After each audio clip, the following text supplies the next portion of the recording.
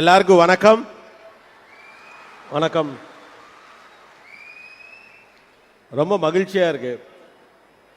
இந்த மாதிரியான ஒரு நிகழ்வுக்கு எவ்வளோ பேர் வருவாங்க அப்படின்னு நான் ஆரம்பத்தில் கேட்டேன். என்னை அழைச்சப்போ நான் நினச்சேன் ஒரு 5000 பேர் வருவாங்க அதிகபட்சம் அப்படின்னு. கடைசியில் கேட்டால் 28,000 பேர் ஒரு நிகழ்விலே கலந்து கொள்ளுகிறார்கள். கல்வி தொடர்பான நிகழ்வு. அதற்காக எடுக்கப்பட்டிருக்கக்கூடிய இந்த முயற்சி உண்மையிலேயே பாராட்டுக்குரியது. இப்போ இந்த வீடியோ பார்த்தப்ப எனக்கு ரொம்ப நெகிழ்வாக இருந்தது. அரசு பள்ளிக்கூடங்களுக்காக இவ்வளவு நிதி தந்திருக்கிறார்கள் அப்படின்னு அந்த நன்கொடையாளர்களுக்கு மறுபடியும் வாழ்த்துக்களையும் பாராட்டுகளையும் சொல்லிக்கணும்னு ஆசைப்படுறேன்.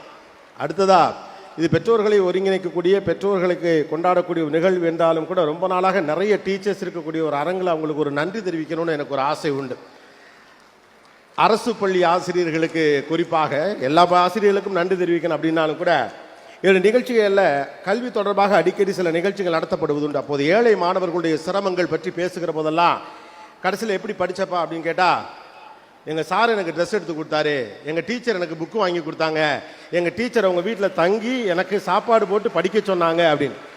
ஒரு பிள்ளை படிக்க வேண்டும் என்பதற்காக உழைக்கிற அத்தனை ஆசிரியர்களுக்கும், அரசு பள்ளி தனியார் பள்ளி ஆசிரியர்களுக்கும் என்னுடைய நெஞ்சார்ந்த நன்றிகள். ஏன்னா நிறைய ஆசிரியர்கள் இங்கே இருக்கீங்க, இந்த இடத்துல இதை சொல்லணும் அப்படிங்கிறதுக்காக ஆசைப்பட்டேன். ரெண்டாவது, ஒரு பக்கம் நல்லா படிக்கட்டும், அதுக்கான ஏற்பாடுகளை செய்வோம் அப்படிங்கிறது மட்டும் இல்லாமல் எல்லோரையும் ஒருங்கிணைத்து இந்த விஷயங்களை கொண்டு சேர்க்க வேண்டும் என்று எடுக்கப்பட்டிருக்கக்கூடிய இந்த முயற்சிக்கு என்னுடைய பெரும் பாராட்டுகள். எனக்கு ஒரு அரை மணி நேரம் கொடுக்கப்பட்டிருக்கிறது. அதில் எனக்கு தெரிந்த சில விஷயங்களை உங்களோட ஷேர் பண்ணிக்கணும் அப்படின்னு ஆசைப்படுறேன். நான் உலகத்தின் பல்வேறு இடங்களுக்கு வேலை நிமித்தமாக சென்றிருக்கிறேன், பல பேரை சந்திச்சிருக்கிறேன். அதற்கான வாய்ப்புகள் கிடைத்திருக்கிறது. அங்கே இருக்கக்கூடிய கல்லூரிகள், பள்ளிகள், அங்கே இருக்கக்கூடிய பண்பாட்டு பின்னணிகள் இதெல்லாம் பார்க்குறப்ப ஆச்சரியமாக எனக்கு படும். நம்ம ஊரில் மட்டும் எப்படி இவ்வளவு தூரம் பிள்ளைகளுக்காக ஒரு தியாக வாழ்க்கையை வாழ்கிறானுவோ அப்படின்னு எனக்கு ரொம்ப ஆச்சரியமாக இருக்கும். காலம் முழுக்க பிள்ளைகளுக்காகவே வாழ்ந்து, காலம் முழுக்க பிள்ளைகளின் படிப்புக்காகவும் பிள்ளைகளுடைய வாழ்க்கைக்காகவும் உழைத்து உழைத்து தனக்கு ஒன்றும் சேர்க்காமல் உடம்புல வியாதியை மட்டும் விட்டுட்டு கடைசி வரைக்கும் பிள்ளை நல்லா இருந்தா போதுன்னு அவனுக்காக காணி நிலமாவது சேர்த்து வச்சுட்டு சாகன்னு நினைக்கக்கூடிய பெற்றோர்கள் இருக்கிற ஒரு ஊர் இந்த ஊர் ஒன்று. ரெண்டாவது, உசிரே போனாலும் சேர்த்தேன் புள்ளை எப்படியாவது படிக்க வச்சுக்கணும்டா, படிக்க வச்சா புள்ள பொழைச்சிக்கும்னு நம்புறது இருக்குல்ல, அந்த நம்பிக்கை தான் நம்மளை இந்த அளவுக்கு தூக்கி கொண்டாந்து நிறுத்திருக்கு. படிக்க வச்சிடணும் எப்படியாவது. ஆனால் இந்த எல்லா டெடிக்கேஷனுக்கு பின்னால் நம்ம கூடுதலாக கவனிக்கப்பட வேண்டிய ஒரு காலகட்டத்திற்கு வந்திருக்கிறோமோ அப்படி என்று தோணுது. ரொம்ப டெடிக்கேட்டடாக இருக்கும், ரொம்ப தியாக உணர்வோடு இருக்கும். நம்முடைய பணத்தினுடைய பெரும்பகுதியை பிள்ளைகளுடைய படிப்புக்காக செலவு செய்கிறோம். அவர்கள் தங்களுடைய வாழ்க்கையில் அடுத்த கட்டத்தை நோக்கி நகர வேண்டும் என்பதற்காக தொடர்ச்சியாக உழைத்துக் கொண்டிருக்கிறோம். நான் பட்ட சிரமம் எதையும் என்னுடைய பிள்ளை படக்கூடாது என்பதற்காக பிள்ளைகளை பற்றி எப்போதும் கவனித்துக் கொண்டிருக்கிறோம். ஆனால் ஆழ்ந்து கவனிக்கிறோமா என்று ஒரு பெரிய கேள்வி இருக்கிறது. சமீப காலமாக பிள்ளைகள் மீது வைக்கக்கூடிய, குறிப்பாக இந்த 2K கிட்ஸ் மேலே வைக்கக்கூடிய பெரும் குற்றச்சாட்டு, இந்த தலைமுறை பிள்ளைகளே இப்படி தான், இவங்க ரொம்ப மோசம், இவங்க சரியில்லை, நாங்கள்லாம் எங்கள் காலத்தில் எப்படி இருந்தோம் தெரியுமா, இந்த காலத்து பிள்ளைங்கள்லாம் மோசமாக இருக்கானுங்க, இவங்கள்ட்ட ஒழுக்கம் இல்லை, அல்லது பொறுப்பாக இல்லை, சரியாக படிப்பதில்லை, தான் தோண்டித்தனமாக இருக்கிறார்கள், தவறுகள் செய்கிறார்கள். ஆக்சுவலாக உங்களுக்கு முந்தைய தலைமுறை உங்களை பற்றி தான் சொன்னிச்சு. இன்றைக்கி 40 வயசில் உட்காந்துருக்கவங்க எல்லாரும் உங்களுக்கு முந்தின தலைமுறை என்ன சொன்னிச்சுன்னா, நாங்கள்லாம் அந்த காலத்தில் எப்படி இருந்தோம் தெரியுமா, நீங்கள்லாம் பொறுப்பு இல்லாமல் இருக்கிறீர்கள், நாங்களெல்லாம் அம்மா அப்பா பேச்சா அப்படி கேட்டோம். ஆக்சுவலாக அம்மா அப்பா பேச்சை முன்ன விட கூடுதலாக பிள்ளைகள் இப்போ தான் கேட்குறாங்க. பிரச்சனை என்னன்னா, அம்மா அப்பாக்கள் முன்ன மாதிரி சொல்கிறது கிடையாது. அதுதான் ப்ராப்ளம். ஒரு பிள்ளையோடு உரையாடுவது எப்படி என்பதே தெரியாத அளவிற்கு பெரும் குழப்பத்திற்குள் நாம் சிக்கி தவித்துக் கொண்டிருக்கும். அதான் பிரச்சனை. நான் என்ன வேணாலும் பண்ணுவேன், என்னுடைய பிள்ளை மட்டும் மிகச் சரியாக இருக்க வேண்டும் என்று ஒரு வீட்டுக்கு நினைக்க ஆரம்பிச்சிச்சுன்னா அந்த வீட்டில் பிள்ளை சரியாக வளராது. ஒரு வீட்டில் 2 விதிகள் இருப்பதற்கு வாய்ப்பே கிடையாது. தந்தை என்ன செய்கிறாரோ பிள்ளை அதை செய்யும், தாய் என்ன செய்கிறாரோ பிள்ளை அதை செய்யும். நான் அதை செய்வேன், நீ அதை செய்யக்கூடாது என்று சொல்லலாம் முடியாது. வெறும் அதிகாரத்தின் வழியாக பிள்ளைகளை வழிநடத்த முடியும் என்று நீங்கள் ஆசைப்பட்டால் அந்த தலைமுறைக்கான காலம் முடிந்து விட்டது என்ற யதார்த்தத்தை நீங்கள் புரிந்து கொள்ள வேண்டும். 30 ஆண்டுகளுக்கு முன்னதாக இருந்த உலகம் வேறு, இப்போது இருக்கக்கூடிய உலகம் வேறு. நான்லாம் எங்கள் அப்பா முன்னால் நின்று பேசவே பயப்படுவேன். என் பிள்ளைலாம் எதிர்த்து நின்று பேசுகிறான். படிப்பு அதைத்தான் சொல்லி கொடுத்துச்சு. தப்புனா அப்பாவாக இருந்தாலும் கேள்றான்னு சொல்லி கொடுத்துச்சு. சமூகம் இருந்தாலும் கேள்றான்னு சொல்லி கொடுத்துச்சு. அரசியல் தப்பு பண்ணா கேள்வி கேளுன்னு சொன்னிச்சு. சமூகம் தப்பு பண்ணா கேள்வி கேளுன்னு சொன்னிச்சு. நான் தப்பு பண்ணா சொந்தமாக என்ன கேள்வி கேளுன்னு சொல்லிச்சு. படிப்பு அதைத்தான் செஞ்சிருக்கு. அப்போ எதிர்த்து பேசுகிறவனை, திமிர் பிடித்தவன் என்ற முத்திரை குத்தி கடைசியில் பிள்ளைங்க எல்லாம் மோசம்னு முடிவு பண்ணி அபேண்டன் பண்ணக்கூடிய ஒரு இடத்துக்கு போயிட்டான். இவனுங்களுக்கெல்லாம் சொன்னால் புரியாது. அவர்களுக்கு புரியும்படியாக சொல்லவில்லை என்பதுதான் இங்கே இருக்கக்கூடிய சிக்கலே ஒழிய இவர்களுக்கெல்லாம் சொன்னால் புரியாது. இந்த காலத்து பிள்ளைகள் எல்லாம் காது கொடுக்க கேட்க தயாராக இல்லை. எந்த காலத்திலும் பிள்ளைகள் காது கொடுத்து கேட்க தயாராக இருந்தவர்கள் அல்ல. இப்போல்லாம் உங்களுக்கு 45 வயசு ஆகிட்டதுனால பாலியத்தில் நீங்கள்லாம் என்னெல்லாம் பண்ணுங்கிற விவரம்லாம் எங்களுக்கு தெரியாது. நீங்களாம் நினச்சிக்கலாம் இருக்க வேண்டாம். திருநெல்வேலி பஜாரில் நீங்கள் என்ன பண்ணியிருக்கீங்க, தென்காசியில் என்ன பண்ணினீங்க, எல்லாரும் உங்கள் வயசில் என்ன பண்ணீங்க நீங்கள் எல்லாருக்கும் தெரியும். எங்கள் தாத்தா பாட்டிகள் சொன்ன கதைகள் போக எங்களுக்கும் இருக்கக்கூடிய தகவல்கள் என்று ஒன்று இருக்கிறது. பட் ஒன் திங் இஸ், அது ஒரு வயசு அப்படித்தான். பசங்களை ரொம்ப சப்போர்ட் பண்ணேன் அப்படின்னு நினைக்க வேண்டாம். இங்கே வந்து பசங்கள்லாம் கிடையாது, முழுக்க முழுக்க பெற்றோர்கள் தான் இருக்கிறீங்க. அப்போ பசங்களை சப்போர்ட் பண்ணி பேசுகிறோம்னா பசங்க இருக்கையில் சப்போர்ட் பண்ணால் தான் கைத்து கிடைக்கும். அதை பற்றிலாம் நான் கவலைப்பட்டது கிடையாது. இருக்கிறவர்களுக்கு என்ன சொல்ல வேண்டுமோ என் மனசாட்சிக்கு உட்பட்டது உங்களை சொல்லணும் அப்படின்னு மட்டும்தான் நான் நினைப்பேன். அப்போ பிள்ளைகளை அபேண்ட்மென்ட் பண்ணக்கூடிய கைவிடக்கூடிய போக்கு இருக்குல்ல, அதுதான் இப்போது பெரும் சிக்கல். பிள்ளைகள் தொடர்ச்சியாக கைவிடப்பட்டு கொண்டிருக்கிறார்கள். உங்கள் காலகட்டத்தில் நீங்கள் சந்தித்த பிரச்சனைகள் அல்ல இப்போது பிள்ளைகள் சந்திக்கக்கூடிய பிரச்சனைகள். நீங்கள் சந்தித்த இஷ்யூஸை இப்போ பிள்ளைகள் சந்திக்கல, இவர்கள் வேறு மாதிரியான பிரச்சனைகள் சந்தித்துக் கொண்டு இருக்கிறார்கள். இந்த காலம் தந்திருக்கக்கூடிய சிக்கல்கள் என்பது வேறு. நாங்கள்லாம் பொறுப்பாக படித்தோம் இல்லை. நீங்கள் இருந்த காலகட்டத்தில் இருந்த டிஸ்ட்ராக்ஷன்ஸுக்கும் இன்னைக்கு இருக்கக்கூடிய டிஸ்ட்ராக்ஷன்ஸுக்கும் நிறைய வித்தியாசம் இருக்குது இல்லையா? அதிகபட்சம் உங்களுக்கு என்ன பெரிய டிஸ்ட்ராக்ஷன்ஸ் இருக்கும்? 20 வருஷத்துக்கு முன்னால் திருநெல்வேலியில் ஒரு படம் ரிலீஸ் ஆகும், தென்காசிலேருந்து வந்து பார்த்துருப்பீங்க, தூத்துக்குடிலேருந்து வந்து பார்த்துருப்பீங்க. புது படத்தை பார்த்தேன், ஊருக்குள்ளே ஹீரோ மாதிரி சுற்றி திரிவான், அவன் கதை சொல்லிட்டு இருப்பான் ஊருக்குள்ளே.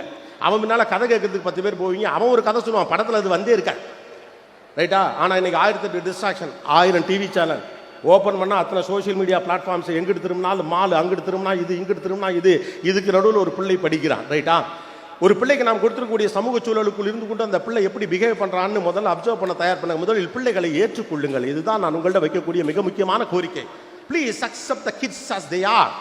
எப்போது நீங்கள் ஏற்றுக்கொள்ளுகிறீர்களோ அப்போதுதான் அவர்கள் நீங்கள் மாற்றத்தை கொண்டு வர முடியும். நீ உருப்பட மாட்டேன்னு ஒத்த வார்த்தையை சொல்லிட்டு ஒதுங்கிக்கிறதுக்கு பேர் புத்திசாலித்தனம் கிடையாது. உங்களுடைய இயலாமையை இது காட்டுகிறது. இப்படி சொல்லுவதால் நீங்கள் என் மீது வருத்தப்படலாம், பரவாயில்ல, இருந்துட்டு போட்டும். நான் நிறைய நேரத்தில் பேசுகிறப்ப பேசும்போது கோவம் வரும். அப்புறமா வீட்டுக்கு போய் மல்லாக்கப்படுத்து விட்டத்தை பார்த்து யோசிக்கிறப்ப தம்பி சரியாக தான் சொன்னான்னு தோணும். அப்போ புரிஞ்சா கூட எனக்கு போதும். பிள்ளைகளை தயவு செய்து கைவிட்டு விடாதீர்கள். இன்றைக்கு இருக்கக்கூடிய பிள்ளைகள் பல்வேறு விதமான மனச்சிக்கல்களுக்கு ஆளாகி கொண்டிருக்கிறார்கள். அவர்கள் நண்பர்கள் வட்டத்தை தாண்டி அவர்களுக்கு தேவைப்படக்கூடிய ஒரு மென்டார்ஷிப் தேவைப்படுகிறது. நீங்கள் எப்படிப்பட்ட ஒரு பேரண்டாக இருக்கீங்கன்னு நீங்கள் வச்சு தான் இன்றைக்கி ஒரு பிள்ளை இருக்க முடியும். தந்தை எப்படி தன்னுடைய தாயை நடத்துகிறாரோ அப்படித்தான் சமூக வெளியிலே அவன் இன்னொரு பெண்ணை நடத்த தலைப்படுவான். அப்பா அம்மாவுக்கு மரியாதை தருகிறார், அம்மாவை நாணயமாக நடத்துகிறார் என்றால் அவன் சமூகத்திலே பெண் பிள்ளையிடம் நாணயமாக நடந்து கொள்வான். அம்மா அப்பாவுக்கு மரியாதை கொடுக்கிறார் என்பதை பார்க்கிற ஒரு பிள்ளை தான் அப்பா இன்னும் அண்ணனுக்கு மரியாதை கொடுக்கும், சமூகத்திற்கு மரியாதை கொடுக்கும். உங்கள் வீட்டுக்கான பாடத்தை வீடுகள் தான் தொடங்கி வைக்கின்றன. We guys are trying to be a perfect parent. ஒரு சிறந்த பெற்றோராக இருக்க வேண்டும் நினைத்துக் கொண்டிருக்கிறோம். அதெல்லாம் அப்புறம் பார்த்துக்கலாம். ஒரு நல்ல பெற்றோராக இருப்பதற்கு முதலில் முயற்சி செய்வோம். அதுதான் இங்கே ரொம்ப முக்கியம். எல்லாரும் பெர்ஃபெக்ட் பேரண்டாக இருக்கிறோம்னு கேட்குறோம்.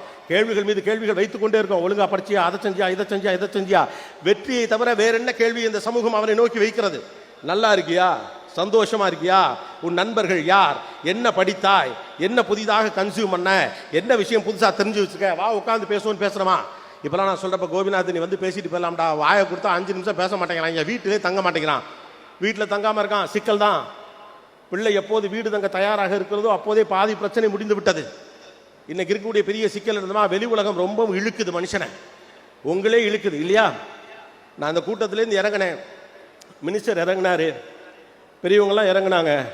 அவ்வளோ பேர் வந்து படக்கு படக்கு படக்கு படக்குன்னு செல்ஃபிலாம் எடுக்கிறாங்க. எடுத்தவங்களாம் யாருன்னு பார்த்தா பெரியவங்க தான். எடுத்தவங்களாம் யாரு? பெரியவங்க தான்.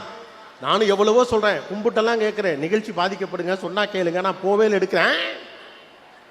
இதில் யார் போட்டாலாம் எடுத்தது யாரு? பெரியவங்க தான். ஆனால் நாம தான் சொல்கிறோம் பிள்ளைகள் செல்ஃபோன்களை சரியாக பயன்படுத்துதல், எப்போ பாரு ஃபோன்லேயே மூழ்கி கிடக்கிறான். அதை பற்றி பெருசாக தெரியாத நமக்கே அதை யூஸ் பண்ணுறதுக்கு இவ்வளோ ஆசை இருக்கே, அதை பற்றி எல்லாம் தெரிஞ்ச அந்த பையனுக்கு அந்த பொண்ணுக்கு அதை யூஸ் பண்ணுறதுக்கு எவ்வளோ ஆசை இருக்கும். அப்போ வழிநடத்தல் எங்கிருந்து தொடங்குகிறது? வீடுகள் இருந்து தொடங்குகிறது. 80களிலே சின்ன பிள்ளையாக இருந்தவர்கள் ஏகப்பட்ட பேர் இங்கே இருக்கக்கூடும். வீட்டிலே ஒரு பாரதியார் புத்தகம் இருக்கும். அப்பா பெரிய அளவுக்கு படிக்காதவராக இருந்தாலும் கூட ஏதோ ஒரு சஞ்சிகையை புரட்டி கொண்டிருப்பார். தினந்தோறும் செய்தித்தாள்கள் படித்துவிட்டு வீட்டுக்குள்ளே அரசியல் பேசுவார். ஏதோ ஒரு கட்சியில் இவர் இருப்பார்.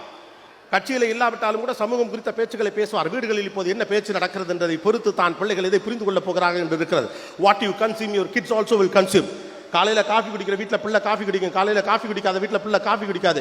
அப்பாவும் அம்மாவும் அன்பா இருக்கிறத பார்க்குற பிள்ளை அன்பா இருக்கும், இந்த உலகம் நல்லா இருக்கும். நம்ம வீட்டுக்குள்ளே எப்போது பிரச்சனையாக இருக்கப்போ இந்த உலகமே பிரச்சனையானது, அப்போ நான் மூர்க்கமாக மாறணும் தான் அவன் நினைப்பான். எப்போது வீடு அமைதியாக இருக்கிறதோ இந்த சமூகம் அமைதியாக இருப்பதாக இந்த வீடும் உலகமும் நம்பும். அப்போ பிள்ளைகளும் என்ன விதமான எண்ணங்களை விதைக்கிறோம் என்பதுதான் இங்கே இருக்கக்கூடிய மிக முக்கியமான கேள்வி. Try to be a role model. Don't try to be an authoritative people. பெரியவர்களுடைய ஆளுகைக்கு கீழே பிள்ளைகள் வாழ்ந்து கொண்டிருப்பதாக நீங்கள் நினைத்துக் கொண்டிருக்க கூடாது. இந்த பிள்ளைகள் உங்கள் மூலமாக இந்த பூமிக்கு வந்தவர்கள் என்று உங்களுக்காக வந்தவர்கள் அல்ல. அவனுக்கு 1008 வேலை கிடக்கு. யாருக்கிட்ட என்ன இருக்குன்னு எவனுக்கு தெரியும் இல்லையா? அப்போது பிள்ளைகளை கைவிடுவதை தயவு செய்து நிறுத்துங்கள். நீ எல்லாம் எனக்கு பிள்ளையே இல்லை, இப்படியெல்லாம் பண்ணினா நான் உனக்கு அம்மாவே இல்லை. ஆக்சுவலாக இப்போ பெரிய பிரச்சனை என்ன வந்திருக்குன்னு கேட்டால், அப்பாக்கள் படிப்பிலிருந்து கொஞ்சம் வெளியே போயிட்டாங்க. பிள்ளைகளை முழுக்க முழுக்க படிக்க வைக்கிற பொறுப்பை அம்மாக்கள் பெரும்பாலும் ஏற்றுக்கொண்டிருக்கக்கூடிய காரணக்கட்டத்தினால எக்ஸ்போஷரை பற்றின கவலைகள் குறைந்து கொண்டு போகிறதுன்னு தெரியுது. ஆண்களுக்கு கொஞ்சம் சௌரியமாக இருக்குது, பரவாயில்ல அம்மாவே பார்த்துக்கலாம், நம்ம பெருசாக ஒன்றும் கண்டுக்கலாம் வேண்டியது கிடையாது. அப்படின்னு நினச்சிக்கிட்டு கொஞ்சம் ஒதுங்குறாங்க. கிடையாது. கூட்டு குடும்பமாக ஒரு 10-15 பேர் இருந்தப்ப பல்வேறு தரப்பிலிருந்து அறிவுரைகள் வந்து சேர்ந்தன இல்லையா? தெருமுனையில் உட்கார்ந்தா சித்தப்பா வந்து செவிட்டிலே அடிப்பார். யாரோ ஒரு பெரியவருடைய கண்காணிப்பின் கீழ் பிள்ளைகள் இருந்து கொண்டிருந்தார்கள். பிள்ளைகள் 2 உலகத்தில் வாழ்றாங்க. ஒன்று நிஜ உலகம், இன்னொன்று விர்ச்சுவல் வேர்ல்டு. அவர்கள் இருக்கக்கூடிய அந்த இன்டர்நெட் உலகத்திற்குள்ள என்ன நடக்குது என்பதே உங்களுக்கு தெரியாது. ரைட்டா? பாதி நேரத்தில் அவர்களுக்கும் தெரியாது. அப்போ பிள்ளைகளோடு தொடர்ச்சியான ஒரு உரையாடல் இருப்பதன் வழியாக மட்டும்தான் இப்போது பிள்ளைகளை நீங்கள் வழிநடத்த முடியும். பிள்ளைகளை கண்காணிப்பதை நிறுத்திவிட்டு பிள்ளைகளை வழிநடத்த முயற்சி செய்யுங்கள். நீங்கள் கண்காணித்த முயற்சித்தால் அவர்கள் ஒதுங்கி ஓடி போவார்கள். வழிநடத்த முயற்சித்தால் கூடவே வருவார்கள். அவர்களை வழிநடத்துறதுக்கு முயற்சி பண்ணு. எல்லாத்தையும் விட்டுவிட்டு ஒரு நாள் உட்கார வச்சு மூஞ்சியை உடச்சு போடுவேன், நீ என்ன போகிற பக்கே சரியில்லை, ஏன்னா பஜாரில் பண்ணிக்கிட்டு இருக்கேன்னு திடீர் ஒரு நாள் கேள்வி கேட்டால் அதுக்கு மட்டும் பதில் சொல்லிட்டு அவன் போயிட்டே இருப்பான். வீடுகளுக்குள் இயல்பான ஒரு உரையாடல் நடந்து கொண்டே இருக்க வேண்டும். தொடர்ச்சியான உரையாடல் நடந்து கொண்டே இருக்க வேண்டும். எங்கப்பாலாம் என்னோட பெருசாக ஒன்றும் பேசலைங்க, நானும் ஒழுங்காக வளரலையா, அது அந்த காலகட்டம், காலம் முடிஞ்சு போச்சு. நீங்கள் அண்ணன் தம்பியிலே 5-6 பேர் இருந்தீங்க, 4-5 அக்கா தங்கச்சி இருந்தீங்க இல்லையா? ஒருத்தன் சொல்லுவான், மூத்தண்ணனை பார்த்து சின்ன பசங்களுக்கு கொஞ்சம் பயம் இருக்கும், அண்ணன் கோச்சுக்கு வர்றாம்பா. இப்போ அப்படியா இருக்குது? ஒருத்த பிள்ளை இல்லை 2 பிள்ளை, மாற்றி நீங்களே தான் சொல்லிக்கிட்டே இருக்கீங்க. சொந்தக்கார தாய பிள்ளைலாம் வேறு அத்து விட்டாச்சு, எவன் பேச்சுக்கும் போகிறது கிடையாது. அவன் கல்யாணத்துக்கு வரல, நம்மளும் அவன் கல்யாணத்துக்கு போல. பிள்ளைகளுக்கு வெளியிலிருந்து எந்த விதமான உரிமையும் பெரிதாக இல்லை. அவனுடைய வாழ்க்கையில் தலையிடுவதற்கு அடுத்தவர்களை பெரிய அளவுக்கு அனுமதிக்காத போது வீடுகளில் இருக்கக்கூடிய பெற்றோர்கள் ஒரு நல்ல முன்மாதிரியாக இல்லாத பட்சத்திலே பிள்ளைகள் வெளியே வருவார்கள். பிள்ளைகளுக்கு என்ன மாதிரியான அடையாளத்தை நீங்கள் கொடுக்க போகிறீர்கள் என்பது மட்டும்தான் முக்கியம். உங்கள் வரட்டு கௌரவமும் உங்களுடைய பெருமையும் மட்டுமல்ல பிள்ளைகளுடைய மிகச்சிறந்த அடையாளம் என்பதும் ஆளுமை என்பதும் கல்வி மட்டும்தான். உலகத்துடைய பொது அடையாளம் கல்வி தான். அதனால தான் எப்படியாவது படிச்சுன்னு சொல்றோம், என்ன மாதிரி பண்ணி படிச்சுன்னு சொல்றோம். நீங்கள் கொடுக்க போகிற அடையாளம் என்ன? வீடு எதை பற்றி பேசிக் கொண்டிருக்கிறது பிள்ளை தான். அந்த கன்வர்சேஷன் தான் பிள்ளைகளுக்கு ரொம்ப முக்கியமான. வீடு எதை பற்றி பேசுகிறோம் அதை பற்றி பிள்ளை சிந்திக்கும் இல்லையா? சமூக வெளியில் இருக்கக்கூடிய நெருக்கடிகளிலிருந்து பிள்ளைகள் வெளியேறி சரியான மனிதராக தேர்வு செய்யப்பட வேண்டும் என்று வீடுகள் அவர்களை வழிநடத்துவதற்கு தயாராக இருக்க வேண்டும். பிள்ளையின் படிப்பை தாண்டி பிள்ளையோடு பேசுவதற்கும் உரையாடுவதற்கும் தயாராக இருங்கள். பிள்ளைகள் பேசுவதில் என்று ஒட்டுமொத்தமாக குற்றம் வைக்காதீர்கள். பிள்ளைகளின் வயது அவ்வளவுதான். அவனாக இனிஷியேட் பண்ணி பேசக்கூடிய காலகட்டமெல்லாம் முடிஞ்சிருச்சு. அவனுக்கு நண்பர்கள் வட்டத்தோடு பேசுவதற்கான சூழல் இருக்குது. இன்னும் சொல்ல போனால் ஃப்ரெண்ட்ஸுகள்கிட்ட இப்போ பெருசாலும் அவங்க பேசுறது கிடையாது. சோஷியல் மீடியாவில் யாருக்கிட்டே பேசிட்டு இருக்காங்க, யாருக்கிட்டே சண்டை போட்டுக்கிட்டு இருக்காங்க, யாரையோ திட்டாங்க, அவன் இவனை திட்டவன் யாருன்னு இவனுக்கு தெரியாது, திரும்ப திட்டினா அவனுக்கு தெரியாது, அவனும் திட்டிட்டு போகிறான், இவனும் திட்டிட்டு போகிறான், மாற்றி பேசிக்கிறாங்க. அப்போ உரையாட மனுஷன் இல்லை. நீங்கள் கூகுளை விட எக்ஸைட்டடான ஒரு பேரண்டாக இன்றைக்கி இருக்க வேண்டியிருக்கு. டீச்சர்ஸ்க்கு அந்த பிரச்சனை இருக்குது. ஒரு காலகட்டத்திலே ஆசிரியர் வழியாகத்தான் இந்த விஷயங்கள் எல்லாம் தெரியும் என்று இருந்த நிலைமை மாறி அத்தனை வாட்ஸ்அப்பில் வந்து போகிற காலத்தில் நாளைக்கு காலையில் இந்த சப்ஜெக்ட் எடுக்க போகிறேன்னு வாத்தியார் சொன்னால் மறுநாள் நைட்டே சாட் ஜிபிட்டையும் கூகுள்கிட்டையும் ஏஐட்டையும் போய் எல்லா விவரத்தையும் கேட்டுட்டு மறுநாள் காலையில் கணக்கு வாத்தியாரை மடக்கலாம். அதுக்கு பேர் ஹீரோயிசம் நம்ம நம்புகிறான். அதை நீங்கள் குத்தம்னு சொல்ல முடியாது. எல்லோரும் தன்னை முன்வைக்கத்தான் பார்க்கிறார்கள். நீ மாணவனுக்கு சப்போர்ட் பண்ணுற மறுபடியும் நினைக்காதீங்க. நோ, அது அந்த ஏஜ் அப்படித்தான். தன்னை முன்னிலைப்படுத்திக் கொள்ள நினைக்கக்கூடிய வயது அது. ஏதோ ஒரு வகையில் தன்னை முன்னிலைப்படுத்த வேண்டும் என்று நினைக்கிறான். தன்னை நிராகரிக்கிற மனிதர்களுக்கு எதிராக ஏதோ ஒன்று செய்தோம். நீங்க புரிய வச்சுட்டா போதும். ஆற்றல், திறன், ஆற்றலை ஒருமுகப்படுத்தல் ஒன்று இருக்கு. It's energy.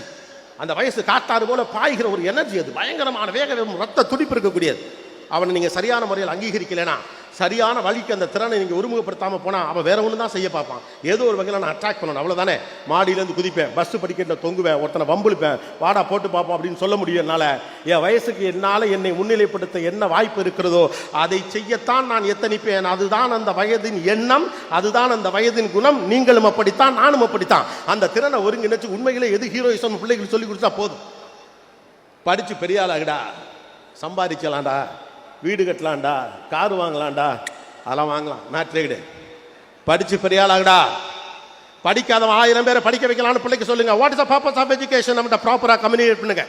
அதிகாரத்துக்கு வா, 4 பேரை உருவாக்கு. நீ படித்தா 4 பேர் படிப்பான், உன்னை பார்த்து 4 பேர் ஜெயிப்பான், 4 பேர் 400 பேர் ஜெயிக்க வைப்பான், 400 பேர் 4000 பேர் ஜெயிக்க வைப்பான். அது 4 லட்சம் ஆகும், 4 கோடி ஆகும். தலை நிமிர்ந்து நிற்க முடியும்னு தன்மானத்தோட வாழலாம் நம்பிக்கையை கொடுங்க. பொழைச்சு கிடக்கலான்னு சொல்லி பிள்ளைகளை பயமுறுத்தாதீங்க. பொழைச்சு கிடக்குன்னா எப்படி வேணாலும் பொழைச்சு கிடக்கலாம். Even the dead fish goes against the water. Dead fish கூட, செத்து போன மீன் கூட தண்ணி போற போக்கில் போயிடும். உயிருள்ள மீன் தான் அலைகளுக்கு எதிராக எழுந்து நிற்கும். நீ உயிருள்ள மீன், கல்வி என்ற ஆயுதத்தை கையிலே நீ வைத்துக் கொண்டு இருக்கிற போது ஆட்டோமேட்டிக்கா நீ அடுத்த கட்டத்துக்கு போக முடியும். அந்த திறனை ஒருமுகப்படுத்துங்க. அவருக்கு அதுதான் பிரச்சனை. இப்ப இங்க ப்ராப்ளம் என்னன்னா, தன்னை முன்னிலைப்படுத்த ஒருவன் முனைகிறான். ஏன்னா உலகம் அப்படித்தானே இருக்கு. ஏதோ ஒரு வகையில் தன்னை முன்னிலைப்படுத்துவதற்கான வாய்ப்பு முன்னை விட கூடுதலாக இப்போது கிடைத்திருக்கிறது. முன்னாலெல்லாம் ஒரு 50 பசங்க 20 பசங்க இருப்பாங்க. அதில் ஒருத்தர் நல்லா பாடுவான், எவனோ ஒருத்தர் நல்லா ஆடுவான், ஒருத்தர் கவிதை எழுதுவான், ஒருத்தர் நல்லா பேசுவான், மற்றவெல்லாம் அவனை ஒத்துக்குவான். இன்னைக்கெல்லாம் அப்பெல்லாம் ஒத்துக்க முடியாது. நானும் முன்ன வருவேன், அதுதான் நல்ல முயற்சியும் கூட. அப்போ என்னை முன்னிலைப்படுத்துவதற்கு அவ்வளோ சோஷியல் மீடியா எனக்கு வந்துருச்சு. ஏதோ ஒரு வகையில் நான் என்னை முன்னிலைப்படுத்திக்கணும்னு நினைக்கிறான். நீங்கள் அங்கீகரிக்கலைன்னா நான் வேற மாதிரி என்னை அங்கீகரிக்க வைக்க பார்ப்பேன். நீ என்னை ஒத்துக்கலையில உனக்கு எதிராக இப்போ that's a rebellious state of மைண்டுன்னு சொல்லுவான். அது ஒரு குழப்பமான மனசு தான். முதல்ல அதுக்காக தான் சொல்றேன், பிள்ளைங்களை ஏற்றுக்கங்க. 17 வயசுல பிள்ளை அப்படித்தான் இருக்கும். 16 வயசு அதுக்காண்டி அவன் வழி நடத்த வேண்டாமா? வழி நடத்துவோம். முதல்ல ஏற்றுக்கிட்டா தான் அவனுக்கு என்ன நல்லது செய்யலாம்னு நினைப்போம். குற்றவாளின்னு முடிவு பண்ணிட்டா கடைசி வரைக்கும் அவனை திருத்தத்தான் பார்ப்போம். நல்லவன் ஏற்றுக்கிட்டா தான் அவனை உயர்த்த பார்ப்போம், பிள்ளைகளை உயர்த்த பார்ப்போம். இதுகள் குற்றவாளியில் அவனு கிடையாது. ஒரு பிள்ளை திடீர்னு 17 வயசு நேரடியாக பிறந்து தப்பு பண்ணா பிள்ளைய குறை சொல்லலாம். புதக்கடீர் 16 வயசுல பூமிக்கு நேராக வந்து விழுந்து தப்பு பண்ணா பிள்ளைய குறை சொல்லலாம். 16 வருஷம் நீங்களும் நானும் பள்ளிக்கூடமும் அரசாங்கமும் ஊடகமும் குடும்பமும் சேர்ந்தானே பிள்ளைய வளர்த்துச்சு. அப்ப 16 வயசுல ஒரு பையன் தப்பு பண்றானா எப்படி பையன் மேலேயோ பொண்ணு மேலேயோ நீங்க தப்ப சொல்ல முடியும்? We have all the people have the responsibility. ஒரு பிள்ளை இந்த சமூகத்தினுடைய victim, இந்த சமூகத்தினுடைய பிரதிநிதி. இந்த சமூகத்துடைய பிரதிநிதியாக இருக்கக்கூடிய ஒரு பிள்ளையை வளர்த்திருக்க வேண்டிய பொறுப்பு என்பது பெற்றோர்களுக்கு, பள்ளிக்கூடங்களுக்கு, ஆசிரியர்களுக்கு, அரசாங்கத்திற்கு, கல்வித்துறைக்கு, ஊடகத்திற்கு, ஒவ்வொரு தனி மனிதனும் இருக்கு. நீயே வரணும், நீயே சரியா இருக்கணும், நீயே கரெக்டா இருக்கணும். எப்படி கரெக்டா இருக்க முடியும்? என்னை சுத்தி 1008 டிஸ்ட்ராக்ஷன் இருக்கு. வீட்டில் அப்பா அம்மா அடிச்சுக்கிறாங்க, முன்ன பின்ன பேசிக்கிறாங்க, வந்து வேற ஆளுகள்லாம் வேற விஷயம்லாம் பேசுறான். படிப்பை தாண்டி முக்கியமில்லாத விஷயத்துக்கு நான் முக்கியத்துவம் கொடுக்குறான். இதெல்லாம் பெரிய வீரம் அப்படின்னு எனக்கு தப்பா கற்றுக் கொடுக்குறீங்க அப்படின்னா நான் என்ன பண்ண போறேன்? அதைத்தான் சரின்னு நினைப்பேன். ஒரு கொடி எப்படி வளரும் தெரியுமா? அது எப்படியா இருந்தாலும் நீங்க தடுத்தாலும் தடுக்காட்டியும் அது எப்படியாவது பிடிச்சி சைடில் கிடைக்கிறதெல்லாம் பிடிச்சி மேலே வரும். நீங்க அதை ஒண்ணுமே பண்ண முடியாது. அப்படிதான் பிள்ளை. புத்திசாலி என்ன பண்ண தெரியுமா? கரெக்டாக ஒரு கொம்பை இங்கிட்டு வச்சு நேராக இந்த பக்கமாக இழுத்து விடுவான். பிள்ளை எந்த திசைக்கு போக வேண்டுமோ அந்த திசைக்கு இழுத்து போக வேண்டிய பொறுப்பு நம்முடையது தான். மாறா நீயா ஒரு கொம்பை பிடிச்சி மேலே வாடா, வராதவெல்லாம் திறமைசாலி இல்லைன்னு சொல்லாதீங்க. கடைசி பெஞ்சில் உட்கார்ந்தவங்களுக்கு பொறுக்கி பையன், கடைசி பெஞ்சில் உட்காரவனுக்குலாம் புத்திசாலித்தனம் கிடையாது, படிக்காதவனுக்குலாம் பெரிய திறமை கிடையாது, அப்படிலாம் ஒன்று கிடையவே கிடையாது. யாருக்குள் என்ன ஒளிந்திருக்கிறது என்பதை கண்டுபிடிப்பது தான் நம்முடைய வேலை. Everybody have something in themselves. உங்களுக்கு மட்டுமே தெரிந்த ஒன்று அவனிடம் இல்லை என்றால் அவன் புத்திசாலி இல்லை நீங்க நினைக்கக்கூடாது. உங்களுக்கு தெரிந்த ஒன்று உங்கள் பிள்ளைக்கு தெரியாமல் இருக்கிற பட்சத்தில் அவனுக்கு அது தெரியவில்லை என்பதற்காக அவருக்கு அறிவில்லை என்ற அர்த்தமாக. அவன் விளையாட்டு வீரனாக இருக்கலாம், கவிதை வரலாம், கணக்கு வரலாம், வேற ஒரு டெக்னாலஜி சம்பந்தப்பட்ட புத்திசாலித்தனம் அவர்களிடம் இருக்கலாம். அதை கண்டறிவதற்கான வாய்ப்பு இருக்கலாம். வரும்போது கலெக்டர் எங்கிட்ட ஒரு பேம்ப்ளெட் இந்த புக்கு கொடுத்தார். அந்த புத்தகத்தில் பிள்ளைகளுடைய திறன் மேம்பாடு குறித்த வாய்ப்புகள் இதெல்லாம் இங்கே தான் நிறைய நடக்குது. ஆக்சுவலாக நம்ம தான் பெருசாக கவனிக்காம இருக்கோம். படிப்பு வராத பிள்ளையை என்ன பண்ணலாம் அப்படின்னா கைவிட்டலாமா? படிப்பை தாண்டி அவனுக்கு என்ன வருகிறது என்று யோசிக்க வேண்டிய பொறுப்பு நமக்கு இருக்கிறது. படிப்பை உனக்கு படிப்பு இல்லை, நீ மக்கு அப்படின்னு முடிச்சுட்டு அவன்கிட்ட என்ன டேலண்ட் இருக்கோ அதில் வளர்த்து விட்டா வளர்ந்துட்டு போறான், முடிஞ்சு போச்சு. அப்படித்தானே? படிப்புங்கிறது புத்தகத்தில் மட்டும் இல்லை, புத்தகத்தை தாண்டி பல்வேறு விதமான படிப்பு இருக்குது. இங்கே ரொம்ப பெரிய சிக்கல் தெரியுமா? நம்மகிட்ட தியாகம் இருக்குது, அக்கறை இருக்குது, பணம் சொல்லணுங்கிற எண்ணம் இருக்குது, பிள்ளைகளை எப்படியாவது ஆளாக்கணுங்கிற கவனம் இருக்கு. ஆனால் பிள்ளைகளை எப்படி வழி நடத்தணுங்கிறதுல பெரிய குழப்பம் இருக்கு. உலகத்திலேயே அதிக மக்கள் தொகை வைத்திருக்கக்கூடிய ஒரு தேசத்தின் பெரும் பிரச்சனை என்ன தெரியுமா? பிள்ளைகளை எப்படி வழி நடத்துறது அப்படிங்கிறது தான். இந்த திறமை என்பது இரு பக்கமும் கூர்மையான ஒரு ஆயுதம். சரியாக பயன்படுத்தவில்லை என்றால் இது வேறு பக்கத்திலே திரும்பும். நீங்கள் உங்கள் பிள்ளைகளுக்காக என்ன விட்டு செல்ல போகிறீர்கள் என்பதில் கவனமாக இருங்கள். உங்கள் பிள்ளைகளுக்கு வீடுகள் வழியாக என்ன சொல்லித் தருகிறீர்கள் என்பதில் கவனமாக இருங்கள். ஒரு புள்ள 3 பக்கத்தில் வெல் கனெக்டடாக இருக்கணும். இந்த பக்கம் புள்ள இருக்கானா, இந்த பக்கம் பேரண்ட், இந்த பக்கம் பள்ளிக்கூடம், இந்த 3ஓட கனெக்ஷன் இருக்கணும். அதான் உங்கள்கிட்ட விட்டு டீச்சர்னு சொல்லிட்டு ஒதுங்கிற காலம்லாம் முடிஞ்சு போச்சு. ரைட்டு தானே? பள்ளிக்கூடத்துக்கு பிள்ளை அனுப்புறோம், பார்த்துக்க வேண்டிய பொறுப்பு பள்ளிக்கூடத்தில் ஒத்த கதையில் முடிச்சுட்டு போகலாம் முடியாது. வீடு தானே சரி பண்ணணும், ஆசிரியர்கள் சும்மாலாம் இருந்துட முடியாது. Everybody is a resource. நீங்க உங்க பிள்ளைய சுப்பிரமணி, சண்முகம் ஏதோ ஒரு பேரை வச்சுக்கோங்க. அவன் ஒரு ரிசோர்ஸ், இந்த தேசத்திற்கான ரிசோர்ஸ், இந்த மாநிலத்துக்கான ரிசோர்ஸ். அவன் ஒரு சயின்டிஸ்ட், அவன் ஒரு ஸ்போர்ட்ஸ் மேனு, அவன் ஒரு அரசியல்வாதி, அவன் ஒரு மீடியாக்காரன், அவன் யாரோ ஒருத்தி இல்லையா? she or he is a resource of the state of the country. கோபிநாத்துங்கிற ஒருத்தன் இன்னைக்கு மேடையில் ஏற்றி இவ்வளவு பேர் நின்று கை தட்டுறீங்களே, இதுக்கு பின்னால எத்தனை வாத்தியார் உழைச்சிருப்பாங்க. இன்னைக்கு நான் பார்க்கறது, இன்னைக்கு நான் பேசுறதை பார்த்து ஊர் சந்தோஷப்படுறதை விட பெரிய அளவுக்கு சந்தோஷப்பட போறது வாத்தியார்கள் தான், டீச்சர்ஸ் தான் இல்லையா? I'm a resource. You are a resource. உங்க வீட்டில் இருக்க ஒவ்வொரு பையனும் ரிசோர்ஸ்.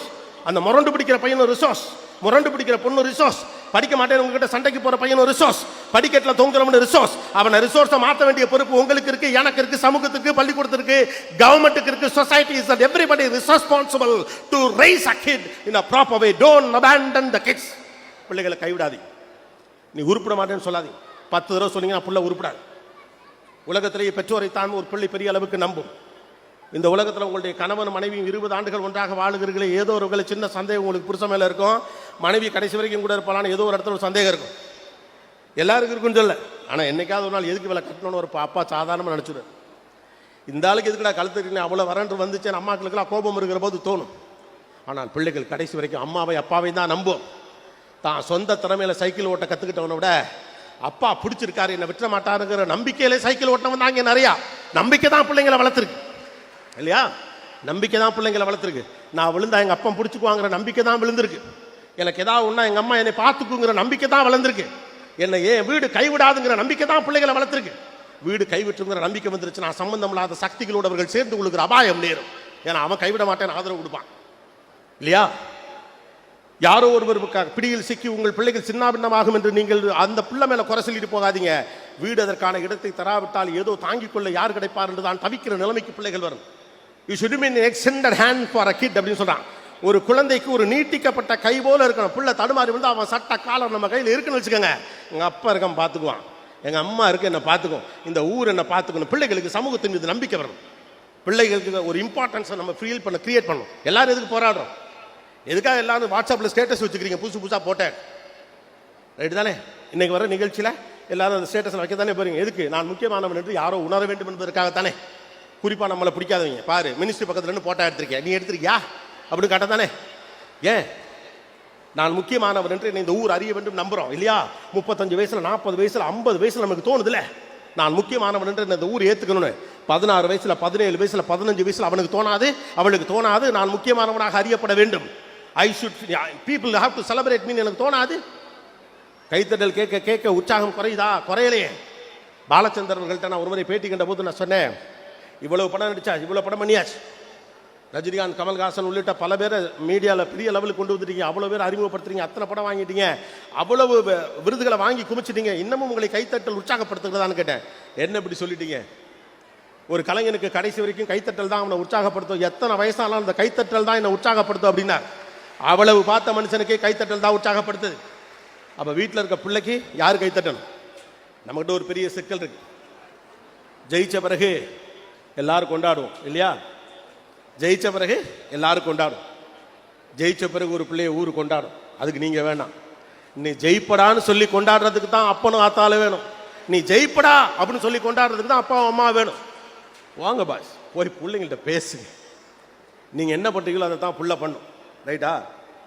6 பிள்ளை பெற்றிருந்தப்ப கூட அப்பாக்கள்கிட்ட பயம் இல்லை, அம்மாக்கள்கிட்ட பயம் இல்லை, அஞ்சாம இருந்தாங்க, பிள்ளைங்க மேல நம்பிக்கையோடு இருந்தாங்க. ஏன்னா பிள்ளை சின்ன சின்னதாக தப்பு பண்ணால் கூட கடைசியில் சரியாயிருவான், நம்மளை பார்த்து சரியாயிருவான். பழைய ஒப்புமையெல்லாம் எப்படின்னு தெரியுமா? உங்க அப்பாவை பாடுறான்னு சொன்னா அம்மாக்கள் அடிக்கடி சொல்லுவாங்க. முன்னாலெல்லாம் அடிக்கடி என்ன ஒப்புமை சொல்லுவாங்க? உங்க அப்பாவை பாடுறா, எப்படி மனுஷன் பாடுறா, உங்க அப்பாவை பாடுறா, உங்க மாமாவை பாடுறா, உங்க அத்தையை பாடுறா, உங்க சித்தியை பாடுறான்னு. அப்படி வீட்டுக்குள்ளே சொல்றதுக்கு உதாரணம் இருக்கணும். அப்படி வீட்டுக்குள்ளே சொல்ல உதாரணம் இருக்குன்னா நாம கரெக்டாக இருக்கணும். நாம கரெக்டாக அந்த புள்ள கரெக்டாக இருக்கு. அப்போ அந்த அதிகாரத்தை இழந்து விட்டு பிள்ளைகளை எப்படி வழி நடத்த முடியும்? மறுபடி சொல்றேன், பிள்ளைகளை கை ஊற்றாது. இது ரொம்ப முக்கியமான விஷயம். அவர்கள் உங்கள் பிள்ளைகள் மட்டுமல்ல, இந்த சமூகத்திற்கான பிள்ளைகள். இந்த உலகம் நிறைய விஷயங்களை கண்டுபிடிக்க வேண்டியிருக்கு, நிறைய பேருக்கு நிறைய விஷயங்களை கொண்டு போய் சேர்க்க வேண்டியிருக்கு. இந்த பார்த்தோம்ல நன்கொடையாளர்கள், இது மாதிரி எத்தனை நன்கொடையாளர்கள் உங்களுடைய பிள்ளைகளாக வரப்போறாங்கன்னு யாருக்கு என்ன தெரியும்? தெரியாதுல. நமக்கு யார்கிட்ட என்ன இருக்கு நமக்கு தெரியாத பட்சத்தில் நீ இதுதான் முடிவு பண்றதுக்கு நாம யார்? 8ஆம் கிளாஸ் வரைக்கும் சரியா படிக்காத பையனுக்கு சரியான வழிநடத்தல் கிடைச்ச பிறகு 9ஆம் கிளாஸ்லையும் 10ஆம் கிளாஸ்லையும் படிச்சு மாநிலத்தில் நல்ல இடத்துக்கு வர்றான். 10ஆம் கிளாஸ்ல பெரிய அளவுக்கு மார்க் எடுக்காதவன் 12ஆம் கிளாஸ்ல பெரிய அளவுக்கு மார்க் எடுத்து நல்ல இடத்துக்கு வரான். இதெல்லாம் உருப்படாதுன்னு ஊரே காரி துப்பி போடான்னு ஒதுக்கி வச்ச பையன் அமெரிக்காவில் சிலிக்கான் உட்காந்து தமிழ்நாட்டா அப்படின்னு காலர் தூக்கிட்டு ஸ்டேட்டஸை போடுறான். எவனுக்கு எப்ப என்ன நடக்கும் தெரியாது, யாரோ ஒருத்தர் அதை செஞ்சிடணும், அவ்வளவுதான். Manifestation is more important. நீங்கள் அந்த நம்பிக்கையை கொடுங்க. எங்க அப்பா எனக்கு சின்ன விஷயம் சொல்லிட்டே இருப்பார். எனக்கு லெட்டர்லாம் ஒன்று ஹாஸ்டலில் படிக்கிறப்ப எல்லா லெட்டரையும் மேலே எழுதுவார். மாபெரும் சமைதனில் நீ நடந்தால் உனக்கு மாலைகள் விழ வேண்டும். எல்லா லெட்டர்லையும் மேலே இருக்கும். என்ன நம்பிக்கை, என்ன நம்பிக்கை! புள்ள ஜெயிச்சிருங்கிற நம்பிக்கை, புள்ள வளர்ந்துருங்கிற நம்பிக்கை. ஒரு பள்ளிக்கூடத்தில் எனக்கு சீட்டு கிடைக்காதப்ப அது ஒரு பிரபலமான பள்ளிக்கூடம். 9ஆம் வகுப்புல 8ஆம் வகுப்புலலாம் அங்கே சீட்டே கொடுக்க மாட்டாங்க. எங்கள் அப்பா போய் அங்கே சீட்டு கேட்குறப்போ அவங்க கொடுக்கல. கடைசியில் அவங்க கோபமாயி உங்கள் பிள்ளை எங்கள் பள்ளிக்கூடத்துக்கு சேர்த்தா என்னங்க கிடைக்கும் அப்படின்னாங்களா. எங்கள் அப்பா சொல்லியிருக்காரு, பெருமை கிடைக்கும் அப்படின்ட்டு. பெருமை கிடைக்கும் அப்படின்னு இருக்காரு. உலகத்தில் மற்றவன் யார் எப்படி நம்புறாங்கிறதான் பெரிய இம்பார்ட்டன்ஸை தந்துடாது. நம்ம வீடு நம்புதுங்கிறதா ஒரு பிள்ளைக்கான நம்பிக்கை. எங்கள் அம்மா என்னை நம்புறாங்கிறதா பிள்ளைக்கான பெரிய நம்பிக்கை. ஏன்னா நீங்கள் தானே முதல் நம்பிக்கை. ஒரு பிள்ளையை தூக்கி போட்டு பிடிக்கிறீங்களா, அப்படி தூக்கி போட்டு பிடிக்கல பிள்ளை சிரிச்சுக்கிட்டே மேலே போங்க, சிரிச்சுக்கிட்டே கீழே வரும். கவனிச்சிருக்கீங்களா? ஏன் உங்கள் வீட்டுக்காரை தூக்கி போட்டு பிடிக்க சொல்லுங்களேன். ஒரு ஆசைக்கு ஒரு நாள் அவர் கேட்குறாரு, ஏப்பா சத்த தூக்கி போட்டு இப்படி பிடிக்கிறேன், சரின்றுவீங்க. ஆனால் என்ன சொல்லுவீங்க? ஏங்க விட்டுற மாட்டீங்கல்ல அப்படின்னு ஒரு கேள்வி கேட்பீங்க. ஆனால் புள்ள கேட்காது. எங்கள் அப்பா என்ன விட்டுற மாட்டான்னு சந்தோஷமாக மேலே போகும், சந்தோஷமாக கீழே வரும். பிள்ளைங்களை விட்டுறாது. விட்டுற மாட்டீங்கன்னு தெரிஞ்சாலே புள்ள கரெக்டாகிடுவான். நல்லவனாயிருன்னு சொல்லி கொடுங்க போதும், மீதி எல்லாம் தானாகவே வந்துடும். You can't decide that what you can become அப்படின்னு சொல்லுவாங்க. நீ யாராக வேண்டும் என்று நீ முடிவு செய்ய முடியாது. நீ என்ன கேரக்டரோட இருக்கணும்னு நீ முடிவு பண்ணலாம். அந்த கேரக்டர் தான் நீ யாராகன்னு முடிவு பண்ணும். இந்த உலகத்தில் படித்தவங்களாம் ஜெயிச்சிட்டானா? இந்த உலகத்தில் காசு வச்சிருக்கவங்களாம் ஜெயிச்சிட்டானா? அம்பு ஆயுதம் பலத்தோட இருக்கவங்களாம் ஜெயிச்சிட்டானா? எவன்கிட்ட கேரக்டர் இருந்துச்சோ அவன் தான் ஜெயிச்சான். எந்த பிள்ளைகிட்ட கேரக்டர் இருந்துச்சோ அதனால தான் ஜெயிச்சான். அதனால தான் டீச்சருங்க கேரக்டர் கேரக்டர் கேரக்டர் பேசிக்கிட்டே இருக்காங்க. நிறைய இடங்களில் பேசும்போது நானே சில இடங்களில் தலைப்பெல்லாம் கேட்பேன். இப்போ எந்திரிச்சு உங்க தலைப்பு சொல்லலே கண்டுபிடிச்சிருவேன். அது டீச்சர்ஸ் தான். பண்பாடும் கலாச்சாரமும் ஒழுக்கம் இப்படியான வார்த்தைகள் பற்றின தலைப்புகளை கொடுத்தாலே அது டீச்சர் தான். ஏன்னா கண்ணு முன்னால் பார்க்குறாங்க, நல்லா படித்த பையன் சதிஞ்சு போகிறான்.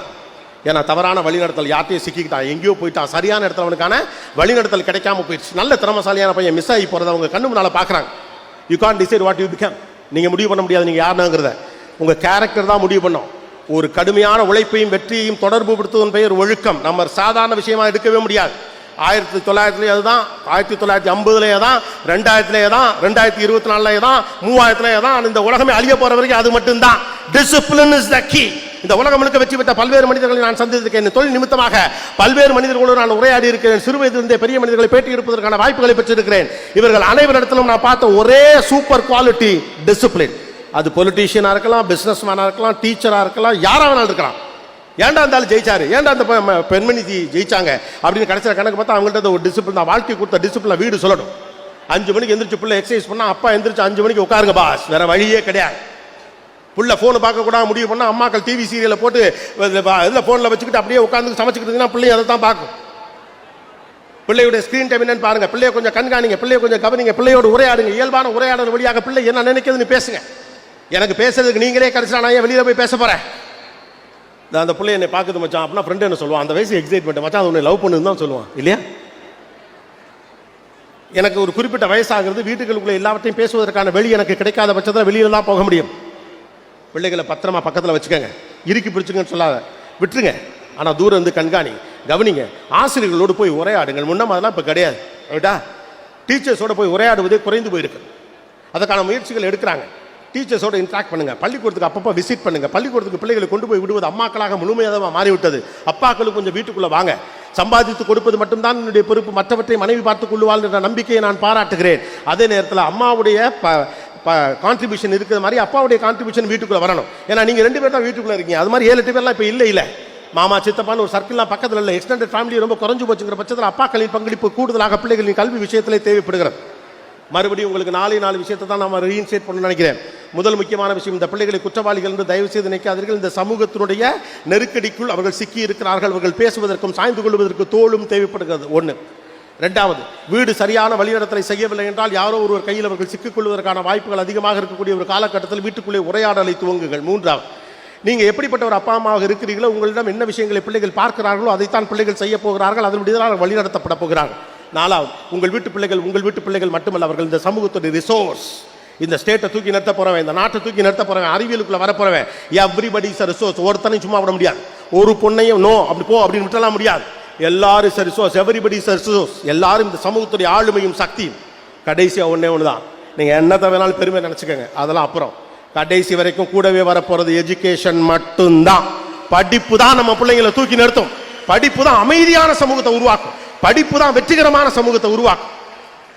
சந்திர காற்று நம் ஜன்னலில் வீசட்டும். சரித்திரம் நாளை நம் சாதனை பேசட்டும். நன்றி, வணக்கம்.